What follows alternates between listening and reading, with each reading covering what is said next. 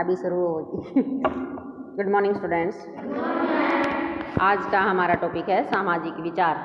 स्वामी विवेकानंद की हम कल राजनीतिक विचार कर रहे थे, आज करेंगे सामाजिक विचार। स्वामी विवेकानंद को भारत के एक बड़े समाज सुधार होने का गौरव प्राप्त है। किसी भी व्यक्ति की महानता उसके समाज के प्रति किए जाने वाले कार्यों से निर्धारित होती है कि उस व्यक्ति द्वारा सामाजिक गतिविधियों को कितना समय प्रदान किया गया है। स्वामी जी के मुख्य राजनीतिक लिख रखा है या ये आपका सामाजिक विचार है। सबसे पहले है जाति प्रथा का विरोध। स्वामी जी के सामाजिक विचारों में उनकी जाति प्रथा विरोधी विचारों को प्रमुखता प्राप्त है। उनका जन्म एक हिंदू कायस्थ परिवार में हुआ था। बाल्यकाल से ही उन्होंने जाति व धर्म के आधार पर किए जाने वाले भेदभाव को अनुभव किया था कि समाज में निम्न वर्ग के लोगों के साथ किस तरह से उच्च वर्ग के द्वारा भेदभावपूर्ण व्यवहार किया जाता था। छुआछूत का करते थे ना, पहले भी ये हाथ भी नहीं लगाते थे। जैसे हमारे घर में भी कोई ये लगे होते थे सफाई वाले, सीरी साजी जो शेड्यूल कास्ट से होते थे, तो उनका ऊपर से ही हमारी जो दादी वगैरह होती थी ऊपर से ही डालती थी ना। सब्जी डालनी होती, उनका दूध डालना होता, लस्सी लेने आते वो डालना होता, उनके बर्तन भी दूर से धुलवा देते जो परमानेंट सीरी होते थे अलग सी। तो छुआछूत का भी किया जाता था ना। उनको सार्वजनिक स्थानों पर जाने दिया जाता था भी, जो अपने तालाब हैं, कुएँ हैं या मंदिर हैं वहाँ इनको एंट्री नहीं थी। तो इन्होंने स्वामी विवेकानंद ने उसको नज़दीकी से देखा था कि कैसे भेदभाव हो रहा है उस टाइम। प्रारंभ में भारतीय समाज को कर्म के आधार पर वर्ण व्यवस्था में बांटा गया था, परंतु धीरे धीरे यह वर्ण व्यवस्था जाति प्रथा में बदल गई। वह जाति प्रथा को समाप्त करके मानव की श्रेष्ठता और अक्षमता में विश्वास रखते थे। वह इसे विष के समान खतरनाक मानते थे, जो कि देश और समाज दोनों के लिए घातक है। ब्राह्मणों द्वारा समाज के शोषण और धर्म के नाम पर कठोरता ने हमें जातियों में बांट दिया। अतः समाज को जोड़ने के लिए जाति प्रथा के बंधनों को तोड़ना होगा। अब तुम देखो, इकट्ठे रहते हो, इसमें हर प्रकार की कास्ट के बैठे होते हो, ये देखते हो भी इसको नहीं देंगे ये खाने की चीज़, या उसके साथ नहीं बैठेंगे, उसके साथ नहीं खाएंगे, इकट्ठे रहते हैं ना। तो ये एजुकेशन का फर्क है। एजुकेटेड लोग जो है ये जाति प्रथा में ज़्यादा विश्वास नहीं रखते। पहले इतनी एजुकेशन नहीं थी, रूढ़िवादी संकीर्ण विचारधारा वाले होते थे हमारे पेरेंट्स। तो जाति प्रथा केवल एक सामाजिक नियम है जिसे भूतकाल में चाहे उपयोगिता रही हो, भी प्राचीन समय में इसकी कुछ उपयोगिता होगी जाति जुतियाँ की, परंतु आधुनिक युग में वे भारतीय समाज को दूषित करने के अतिरिक्त और कुछ नहीं करते। जाति प्रथा के भेदभाव को दूर करने का मुख्य उपाय सभ्यता और शिक्षा का प्रसार है। निम्न वर्ग को शिक्षित करके हम न केवल उसका उद्धार करेंगे, बल्कि वह सच्ची राष्ट्रीय सेवा भी होगी। ये भी उद्धार होगा, उनका पढ़े लिखेंगे, उनका भी जीवन सतर सुधर जाएगा, वो भी तो देश का भविष्य है। तो ये लोग राष्ट्र की सेवा ही होगी अगर हम ये जाति प्रथा खत्म कर देंगे और निम्न वर्ग का उत्थान कर देंगे, तो जो हमारी नीची जाति है। मूर्ति पूजा का समर्थन। स्वामी विवेकानंद ने अपने विचारों में मूर्ति पूजा का समर्थन किया। स्वामी जी प्रारंभ में चाहे नास्तिक थे, परंतु स्वामी रामकृष्ण परमहंस का शिष्य बनने के पश्चात वह आस्तिक हो गई थे। नास्तिक जो भगवान में विश्वास नहीं रखता, आस्तिक जिसकी आस्था। पहले ये नास्तिक थे, बाद में आस्तिक हो गई। वह तत्कालीन समाज सुधारों द्वारा मूर्ति पूजा का विरोध किए जाने की आलोचना करते थे। स्वामी जी का विचार था कि हृदय में ईश्वर की एक स्पष्ट मूर्ति स्थापित होने पर ही ईश्वर की पूर्ण आराधना संभव है। देखो, अपने सामने एक मूर्ति तस्वीर बन जाती है। भी हमने कृष्ण का नाम लिया तो कृष्ण की तस्वीर हमारे सामने घूमने लग जाएगी, क्योंकि बार बार हम देख रहे हैं उसको। घर पे मंदिर में भी देखते हैं, घर पे भी देखते हैं, हनुमान की भी देखते हैं, माता हैं जो हमारी नवरात्रि रखते हैं उनकी भी देखते हैं, और भी कोई भगवान है, राम थे, सीता थी, हैं, शिव है। जैसे इन सब की हमारे मूर्ति देखने से हमारे अंदर, मतलब जब हम किसी को आंख बंद करके याद करते हैं तो उसकी तस्वीर सामने घूमने लग जाती होती है ना ऐसे।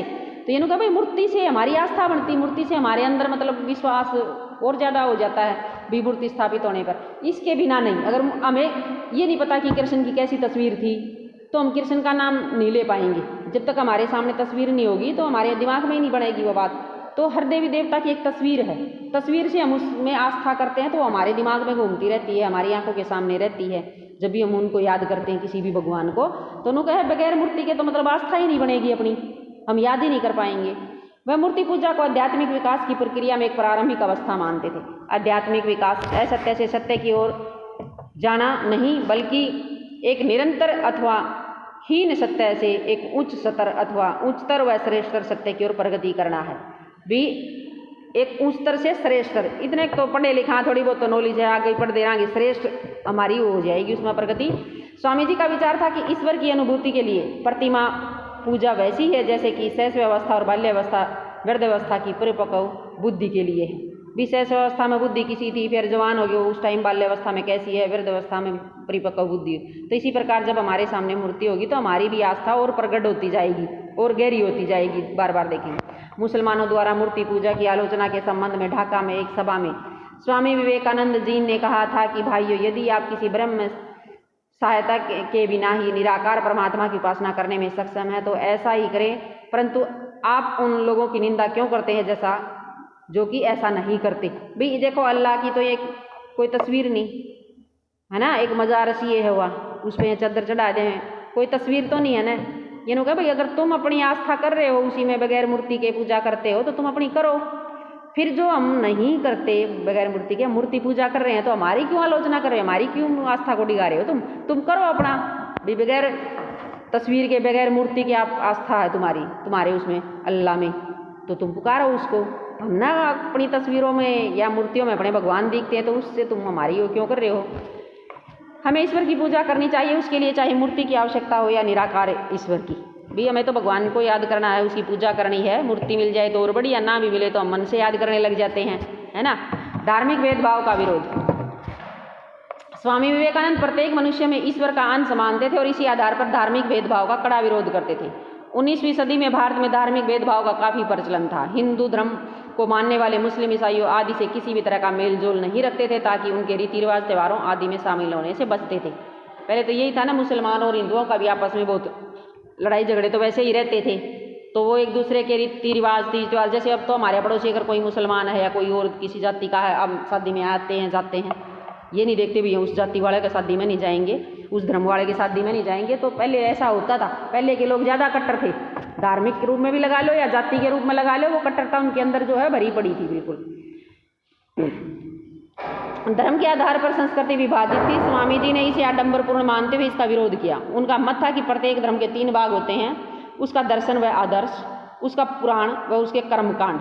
भी कितने कैसे कर्मकांड करते हैं, जैसे अपना मूर्ति पूजा है, भाई अपना ज्योतबत्ती लगावा, हाँ, और भी अपन ये देवी देवता को मानते हैं, माता वगैरह धोखते हैं या जो भी करते हैं, भाई वो अपना कर्मकांड है।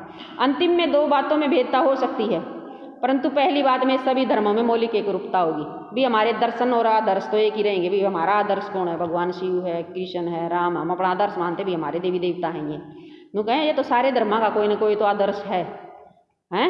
जगह क्रिश्चियन है, उनका वो फांसी तोड़े का लटकाया करो, उसने कहा करें क्रिसमस, ईसा मसीह है ना, वो उनकी आस्था उसमें आस्था रखते हैं, उसको उनका आदर्श है।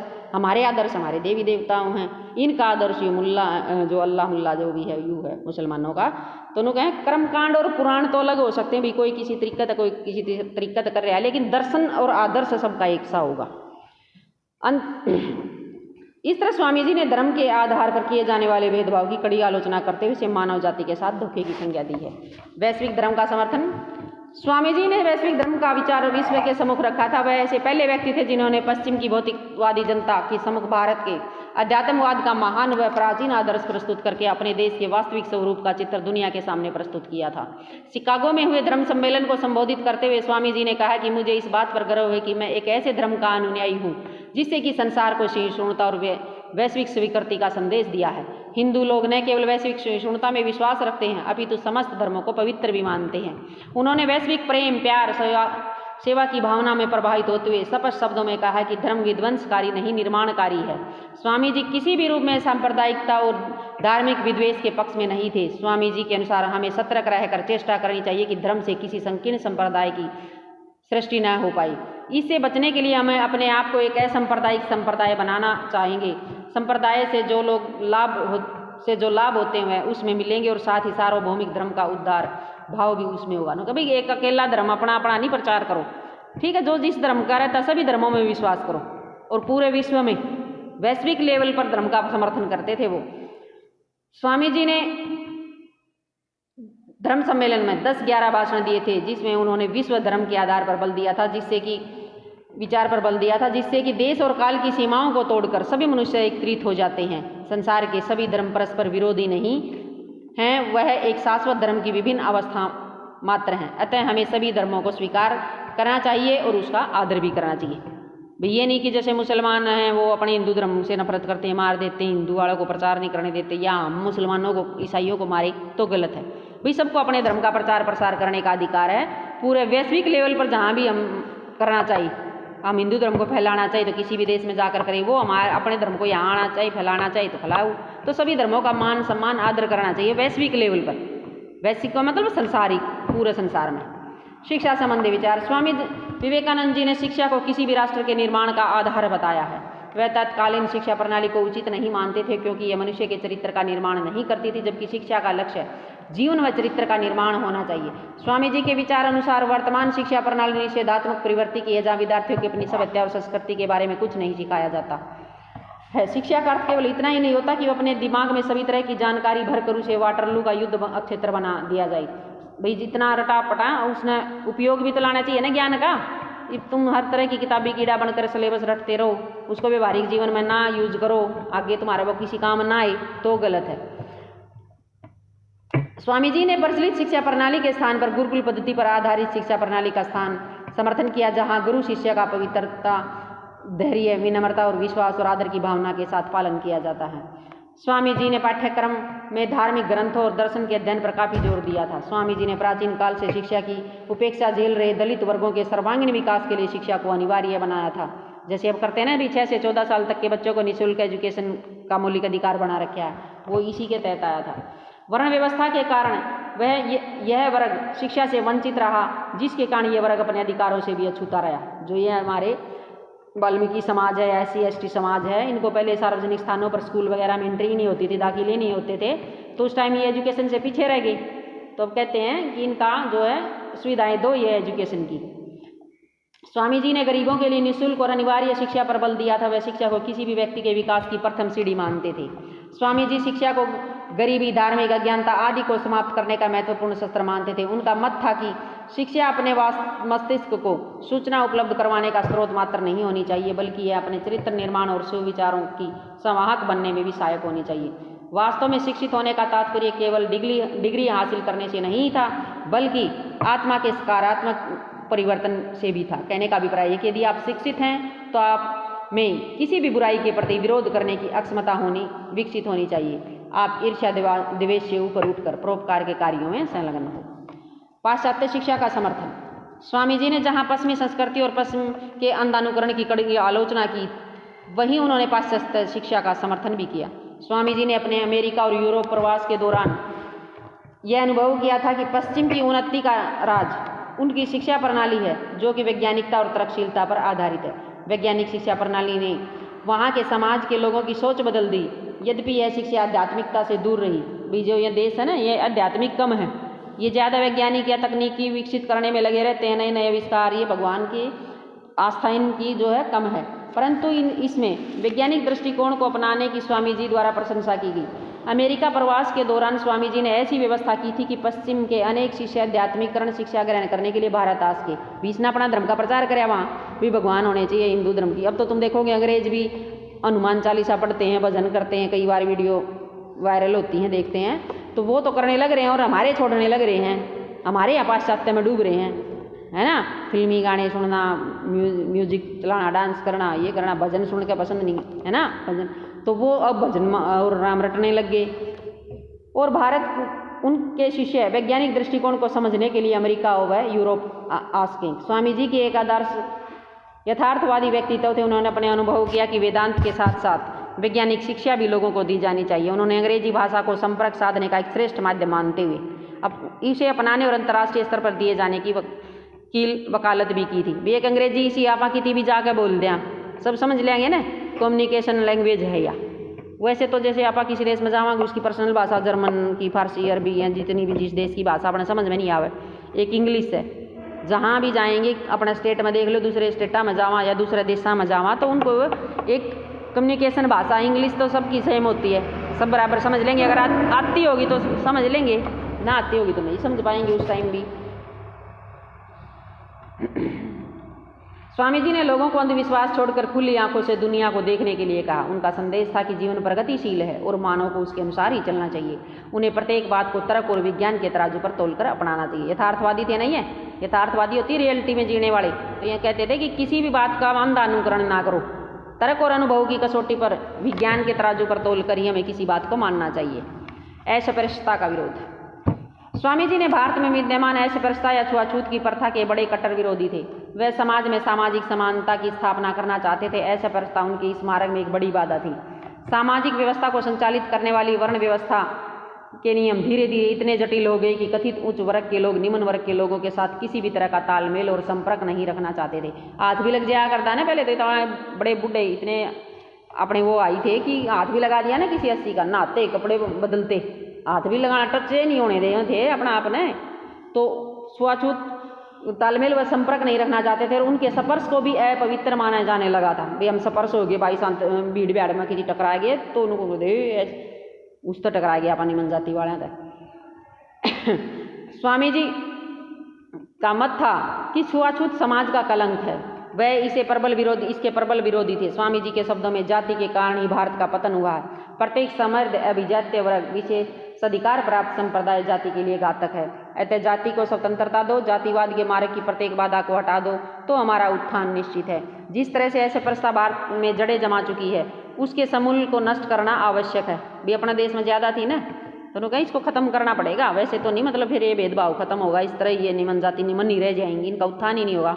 पढ़ने इनको जाने नहीं देते, पढ़ेंगे तभी तो ये जागरूक होंगे ना, तो पहले कहीं नहीं जाने दिया जाता था। इसलिए आवश्यक है कि वर्ण व्यवस्था पर आधारित समाज को पुनर्जीवित किया जाए और निम्न वर्गों को उठाकर उच्च वर्ग के समकक्ष लाया जाए। सभी वर्ग यदि एक समान ऊपर उठ जाएंगे तो उनमें किसी भी तरह का भेदभाव नहीं रह जाएगा। यद्यपि उनसे पूर्व भी अनेकों संतों और महात्माओं ने ऐसे प्रस्तावोन्मूलन संबंधी विचार पेश किए, परंतु उन्हें अधिक सफलता नहीं मिल सकी, क्योंकि इन वर्गों के मध्य संस्कृति का प्रसार करने के लिए इन विद्वानों ने कुछ नहीं किया था। अतः संस्कृति का प्रसार करने से ऐसे प्रस्ताव का उन्मूलन किया जा सकता। भी अपनी सभ्यता संस्कृति बताओ, कितने महान हुए हम, तुम ये इसी में छुआछूत में उलझे रह जाओगे, बंद करो इसको। नारी उत्थान पर बल। स्वामी जी ने अपने सामाजिक विचारों में नारी जाति की महत्ता को काफ़ी प्राथमिकता दी है। स्वामी जी का विचार था कि राष्ट्र में स्त्री जाति का सम्मान उचित व आवश्यक है, तभी राष्ट्र उन्नति के मार्ग पर जा सकेगा। नारी को घर की चार दीवारी में कैद करके आप राष्ट्र के विकास में अपनी आदि अक्षमताओं का ही प्रयोग कर रही हैं। भी जो जितने पढ़े लिखे पुरुष होंगे वह काम करेंगे, देश की उत्पादन बढ़ेगा, प्रति व्यक्ति आय बढ़ेगी, राष्ट्र आय बढ़ेगी। लेडीज भी तो काम करने में सक्षम है। तो उन्होंने कहा अपने देश को विकास करने के लिए जितनी अक्षमता की जरूरत है ना, उसमें आदि तो आप यूज नहीं कर रहे। अब औरत पढ़ाती भी हैं, डॉक्टर भी हैं, हर क्षेत्र में अब तो फौज तक जाने लगी, तो कम किस में है। तो उनको जिन देशों में स्त्री जाति का सम्मान नहीं होता वहाँ राष्ट्र तीव्र गति से विकास की सीढ़ियाँ नहीं चढ़ पाता। इस तरह के सामाजिक प्रतिबंध लगाकर नारी को केवल मूर्ति बना देना और सजावट का सामान बना देना उचित नहीं है। उनका विश्वास था कि नारियों को शिक्षित करके हम पुरुषों के सम्मानी राष्ट्र निर्माण में उनकी अक्षमताओं का प्रयोग करके राष्ट्र का विकास कर सकते हैं। वह स्त्री जाति की शिक्षा पर काफ़ी बल देते थे। शिक्षित नारी न केवल अपने परिवार का अपितु आने वाली नस्लों का भी उद्धार कर सकती है। भाई एक लड़का तो एक घर बसाव है, एक घर को शिक्षित होकर वो करे है, और लड़की 2 घरों को का भविष्य बनावा है। स्वामी जी ने अंग्रेजों द्वारा शक्ति की प्रतीक माँ काली के रूप का उपहास उड़ाने की कड़ी आलोचना की। उनका विचार थी कि ईसाइयों को यह समझ लेना चाहिए कि माँ काली सत्य और धर्म का प्रतीक है। ईसाई धर्म में भी यीशु मसीह की माता मेरी शक्ति के रूप में ही पूजनीय है। उन्होंने कहा मैं जो ईसा मसीह है उसकी माँ को अपनी माता ही समझूँ, तो तुम हमारी जो माता है काली माता, तुम उसका क्यों मजाक उड़ाओ हो। माता जो भी है, जिसकी भी है, जिस भी धर्म की है, वो पूजनीय है सारी। स्वामी जी ने इसके साथ साथ बहु विवाह प्रथा, बाल विवाह, दहेज प्रथा, पर्दा प्रथा का जहाँ कड़ा विरोध किया, वहाँ उन्होंने विधवाओं के पुनर्विवाह को उत्तम माना था और उसका समर्थन किया था। देखो नारी उत्थान पर बल ये राजा राम मोहन राय में भी पढ़े है, अपना सामाजिक विचारा में, ये अपना दादा भाई नारोजी में भी पढ़े, सेम ये इसी पाएंगे। तो ये तीनों चारों जैसे भी हैं, इनके सामाजिक विचार है, एक जगह नोट करके निकाल लोगे ना, जो सेम है। मूर्ति पूजा का खंडन कर रहे हैं, नारी का उत्थान पर बल दे रहे हैं, शिक्षा पर बल दे रहे हैं, है ना, जाति का विरोध कर रहे हैं, जाति प्रथा का, तो ये सारे सेम सी हैं। छुआछूत का विरोध कर रहे हैं सारे। समाज का उत्थान तो तभी होगा ना, ये सामाजिक बुराइयां हैं, और ये सेम थी सबके लिए सारी बुराइयां, सभी ने इनके ऊपर अपने विचार दिए हैं, तो सेम विचार से मिलेंगे। जैसे राजनीतिक बोले हैं ना, सब जगह वही स्वतंत्रता, समानता, कानून का, सरकार का समर्थन करना या नहीं, व्यक्ति राज्य के लिए अच्छा है या नहीं, ये सारे सेम से ही मिले हैं। इसी तरह सामाजिक सेम मिलेंगे, इसी तरह धार्मिक सेम मिलेंगे। तो ये आप नोट्स बनाना है आपने, 4-5 लेसन हैं, उनमें से आपको सभी के आर्थिक विचार निकाल लो, सभी के धार्मिक निकाल लो, सेम मिले हैं, तो आपस में वो 15-16 हेडिंग याद कर लो, कोई भी, चाहे किसी का भी कोई सा भी क्वेश्चन आ जाए, तो आप वो लिख दोगे, तो अलग अलग ज़्यादा रटने की ज़रूरत नहीं है। बाल विवाह का विरोध। स्वामी जी ने स्त्री और बालिकाओं के उद्धार हेतु बाल विवाह का कड़ा विरोध किया था। उनका मत था कि हमें ऐसी प्रथा पर तुरंत रोक लगा देनी चाहिए जो कि अबोध बालिकाओं को पतन के गर्त की ओर धकेलती हैं। बाल विवाह के कारण बालिकाओं का शारीरिक और मानसिक विकास नहीं हो पाता। छोटी आयु में ही उनके माँ बनने से उनके दुर्बल व रोगी संतान उत्पन्न होती है, जो कि कमजोर राष्ट्र का कारण बनती है। 19वीं सदी में विधवाओं की दयनीय स्थिति का मूल कारण उन्हें बाल विवाह को माना था। भी बचपन में ब्याह दी, फिर वो जब विधवा होगी फिर विधवा विवाह नहीं करने दें, तो वह बेचारी सारी उम्र ऐसे ही बैठी रहती। यदि बाल विवाह पर रोक लग जाए तो विधवाओं की संख्या में कमी आ सकती है। वह बाल विवाह को देश में भिखारियों की खोज बढ़ाने वाली और स्त्रियों की दुर्बल स्थिति के लिए सहायक मानते थे।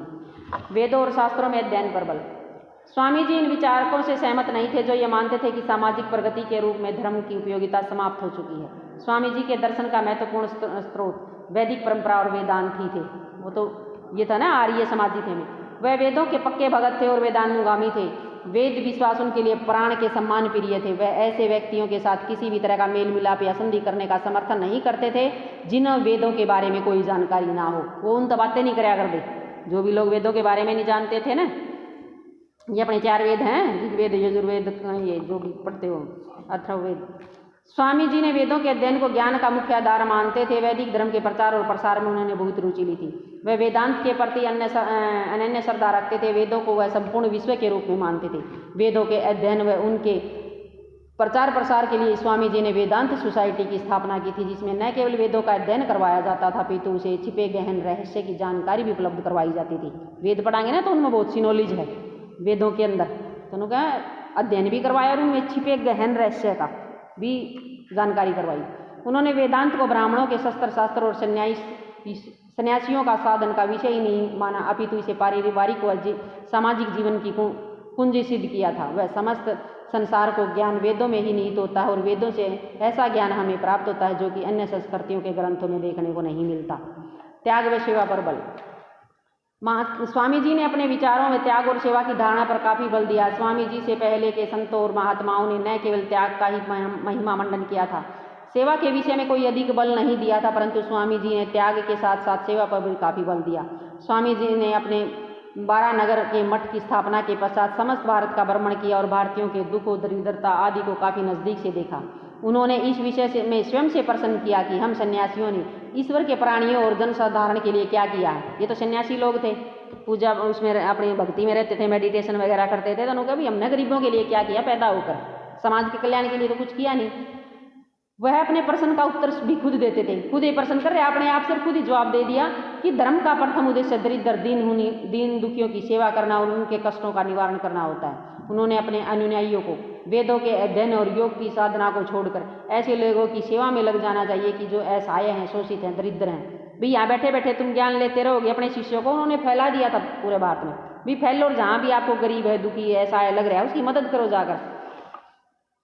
उन्होंने अपना तन मन ऐसे लोगों की सेवा में अर्पित कर देना चाहिए। रामकृष्ण मिशन की स्थापना के पीछे उनका मुख्य उद्देश्य ऐसे वंचित लोगों की सेवा करना था। स्वामी जी का विचार था कि ऐसे लोगों की सेवा से हम ईश्वर की प्राप्ति कर सकते हैं। चरित्र निर्माण पर बल। स्वामी जी ने अपने देशवासियों को जिस तरह की शक्ति प्रदान करना चाहते थे वह केवल शारीरिक शक्ति ही नहीं थी, अपितु वह यथार्थ चारित्रिक शक्ति थी जो कि पवित्रता, निर्भक्ता और त्याग से उत्पन्न होती है। स्वामी जी ऐसी शिक्षा प्रणाली का समर्थन करते थे जो मानव के चरित्र निर्माण पर बल देती हो। शिक्षा का लक्ष्य जीवन के निर्माण के साथ साथ चरित्र निर्माण का भी होना चाहिए, इसलिए उन्होंने चरित्र निर्माण के लिए शिक्षा पर बल दिया था। उनका विचार था कि सच्ची शिक्षा द्वारा ही एक राष्ट्र अपने वास्तविक अर्थों में विकास कर सकता है। समुचित शिक्षा के माध्यम से आत्मा में बल पैदा होता है और उसके समक्ष किसी प्रकार का अत्याचार या दबाव नहीं टिक सकता। उन्होंने चरित्र निर्माण के लिए पश्चिमी शिक्षा प्रणाली के स्थान पर गुरुकुल पद्धति पर आधारित शिक्षा प्रणाली को उपयोगी माना था, जो कि धार्मिक सहिष्णुता के साथ साथ चरित्र निर्माण पर भी बल देती है। मोरल वैल्यूज सिखाए जाते हैं ना, नैतिक शिक्षा पहले लगती थी ना, तुमने पढ़ी है। नीचे क्लासों में एक टॉपिक और लगता, एक सिलेबस लगता था नैतिक शिक्षा का, उसमें मोरल वैल्यू ही सिखाई जाती थी। भी झूठ नहीं बोलना चाहिए, चोरी नहीं करनी चाहिए, बड़ों का आदर करना चाहिए, है ना, देश के विकास में हमने अपना योगदान देना चाहिए। अंतर्राष्ट्रीयवाद, मानवतावाद में विश्वास। स्वामी जी ने अपने भाषणों व लेखों में अंतर्राष्ट्रीय मानवतावाद पर काफी बल दिया था। स्वामी जी ने शिकागो के धर्म सम्मेलन में जब वहां उपस्थित जन समूह को बहन व भाई कहकर संबोधित किया था तो उसके पीछे उनका उद्देश्य अंतर्राष्ट्रीय मानवतावाद का था। भाई सारे भाई बहनों, शिकागो मजा रहा था, वो भाषण देना था, सबसे मेन भाषण है उसका आज तक का शिकागो का। तो उन्होंने धर्म व आध्यात्मिकता का मूल तत्व प्रेम, सेवा और मानववाद में ही पाया था। यद्यपि स्वामी जी ने राष्ट्रवाद संबंधी अपने विचार प्रस्तुत किए थे, परंतु जब उन्होंने महसूस किया कि राष्ट्रवाद विचार मानव जाति के लिए खतरा है तो उन्होंने अंतर्राष्ट्रीयवाद का भी समर्थन किया। भी अपने देश की नहीं, पूरे विश्व की सोचो। वह संपूर्ण मानव जाति की सेवा के लिए भारत को महान और शक्तिशाली बनाना चाहते थे। उन्होंने घोषणा की कि संपूर्ण विश्व को सत्य और न्याय के ऊपर आधारित किए बिना कोई भी प्रगति नहीं हो सकती। उन्होंने आगे लिखा था कि शिकागो सम्मेलन में रवाना होने से पहले मैं ब्रिटेन से उतनी घृणा करता था जितनी एक सच्चा देशभक्त करता है, परंतु जैसे ही वे अंग्रेजों के संपर्क में आए तो उनके विचार बदल गए। यह सभी उनके मानवतावादी विचारों के कारण ही संभव हो सका। उन्होंने सभी मानवों को जाति बंधन तोड़कर एकता के सूत्र में बंधने का आह्वान किया। ब्रह्म समाज का खंडन। गांधी जी प्रारंभ में एक आम बंगाली की तरह ब्रह्म समाजी थे, परंतु उनकी राजा राम मोहन राय के विचारों में गहरी आस्था थी। परंतु कुछ समय पश्चात स्वामी जी ने अनुभव किया कि ब्रह्म समाज हिंदुओं में महान ऐतिहासिक धर्म का एक छोटा सा अपर्याय प्रतिनिधि था। ब्रह्म समाज विभिन्न धर्मों के तत्वों का चयन मात्र था। उनका चरित्र हिंदू की अपेक्षा ईसाई अधिक था। साथ ही साथ ब्रह्म समाज का बुद्धिवाद अत्यधिक निष्फल था। उन्होंने ब्रह्म समाज द्वारा प्रतिपादित मूर्ति पूजा के विरोध का खंडन किया और ईश्वर की किसी भी रूप में उपासना को व्यक्ति का निजी मामला माना। राम मोहन राय द्वारा वेदों और उपनिषदों की आलोचना, पश्चिमी संस्कृति के स्तुति गान का स्वामी जी ने जोरदार शब्दों में खंडन किया था। स्वामी जी ने वेदांत सोसाइटी के माध्यम से वेदों के अध्ययन व प्रचार प्रसार पर अधिक बल दिया था। निष्कर्ष। उपरोक्त वर्णित स्वामी जी के सामाजिक विचारों का अध्ययन करने के पश्चात हम इस निष्कर्ष पर पहुँचते हैं कि निर्विवाद रूप से स्वामी विवेकानंद 19वीं सदी के अंत और 20वीं सदी के आरंभ में प्रकट भारतीय पुनर्जागरण के सबसे चमकदार सितारे थे। पुनर्जागरण के प्रभाव में सोया हुआ विशाल भारत जाग खड़ा हो गया, परंतु दुर्भाग्यवश कुछ कदम सही बढ़ाने के बाद वह गलत दिशा में मुड़ गया। पतन के इस दौर में एक और विवेकानंद की बेहद आवश्यकता है, जो भटके हुए भारतीयों को सही मार्ग पर दिखाई।